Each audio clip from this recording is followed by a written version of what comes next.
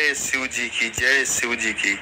आइए आज हम संक्षिप्त में भगवान शिव जी के अवतारों के बारे में बात करते हैं। शिव महापुराण में भगवान शिव के अनेक अवतारों का वर्णन मिलता है। कहीं कहीं उनके 24 तो कहीं 19 अवतारों के बारे में उल्लेख मिलता है। वैसे शिव के अंशावतार भी बहुत हुए हैं।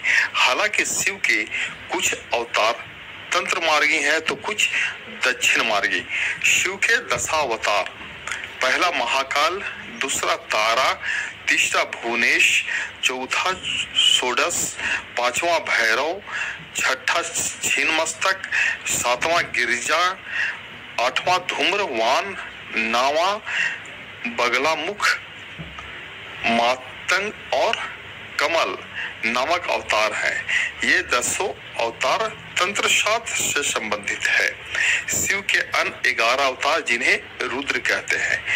पहला कपाली, दूसरा पिंगल, तीसरा भीम, चौथा विरूपाक्ष, पांचवा विलोहित, छठा शास्ता, सातवां अजपाद, आठवां अपिर बुद्धि, नौवां शंभु, 10वां चंड तथा 11वां भवा। उक्त रुद्र अवतारों के कुछ शास्त्रों में भिन्न नाम से भी मिलते हैं।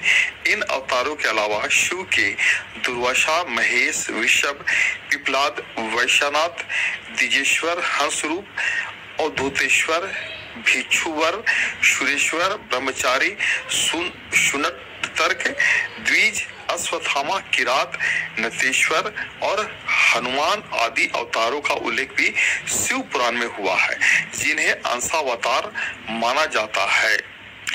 पहला अवतार है वीरभद्र अवतार। वीरभद्र को भगवान शिव का गण माना जाता है। यह अवतार उनकी जटा से उत्पन्न हुआ था। दूसरा अवतार पिपलाद अवतार। कथा है कि पिपलाद ने देवताओं से पूछा, क्या कारण है कि मेरे पिता दधीची जन्म से पूर्व ही मुझे छोड़कर चले गए। तीसरा नंदी अवतार। कथा अनुसार शिलाद नामक एक मुनि ब्रह्मचारी थे। वंश समाप्त होते देख उनके पितरों ने शिलाद से संतान उत्पन्न करने को कहा। शिलाद ने अयोनिज और मृत्युहीन संतान की कामना से भगवान शिव की तपस्या की। तब शिव के वरदान से कुछ समय बाद भूमि जोतते समय शिलाद के भूमि से उत्पन्न एक बालक मिला। शिलाद ने उसका नाम नंदी रखा। शिव ने नंदी को अपना गणाध्यक्ष बनाया। मरुतो की पुत्री श्वेशा के साथ नंदी का विवाह हुआ। अब आइए एक हनुमान जी के बारे में करते हैं। शिव महापुराण के अनुसार देवताओं और दानवों को अमृत बांटते हुए विष्णु जी के मोहनी रूप को देखकर लीलावश शिव जी ने कामातुर होकर अपना वीर पात कर दिया। सप्त ऋषियों ने उस वीर को कुछ पतों में संग्रहित कर लिया। समय आने पर सप्त ऋषियों ने भगवान शिव के वीर को वानर राज केसरी की पत्नी अंजनी के कान के माध्यम से गर्भ में स्थापित कर दिया, जिससे अत्यंत तेजस्वी व प्रबल पराक्रमी श्री हनुमान जी प्रकट हुए। वृषभ अवतार। धर्म ग्रंथों के अनुसार इस अवतार में भगवान शिव ने विष्णु पुत्रों को संहार किया था। जब भगवान विष्णु दैत्यों को मारने पाताल लोग गए तो उन्हें वहां बहुत सी चंद्रमुखी स्त्रियां दिखाई पड़ी। विष्णु ने उनके साथ रमन करके बहुत से पुत्र उत्पन्न किए। हरे कृष्णा हरे कृष्णा। विष्णु ने उनके साथ रमन करके बहुत से पुत्र उत्पन्न किए। विष्णु के इन पुत्रों ने पाताल से पृथ्वी तक बड़ा उपद्रव किया। उनसे घबराकर ब्रह्मा जी ऋषि मुनियों को लेकर शिव जी के पास गया और रक्षा के लिए प्रार्थना करने लगे। तब भगवान शंकर ने वृषभ रूप धारण कर विष्णु पुत्रों का संहार किया।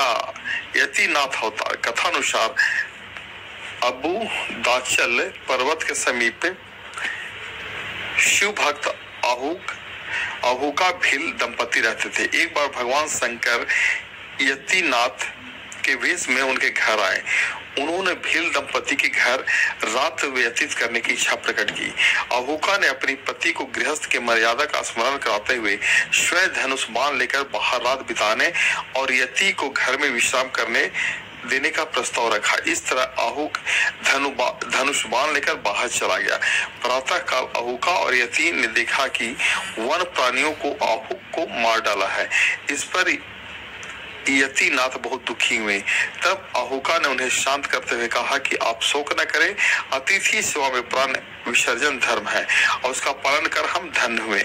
जब अहुका अपने पति की चिताग्नि में जलने लगी तो शिव जी ने उसे दर्शन देकर अगले जन्म में पुनः अपने पति से मिलने का वरदान दिया। कृष्ण दर्शन अवतार।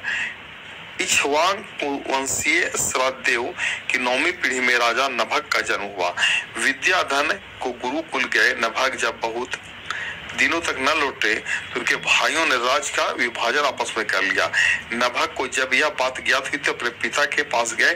पिता ने नभग से कहा कि यज्ञ पुराण ब्राह्मणों के मोह करके दूर करने के लिए उनके यज्ञ को संपन्न करके उनके धन को प्राप्त करें। जय भोले बाबा की जय। विष्णु।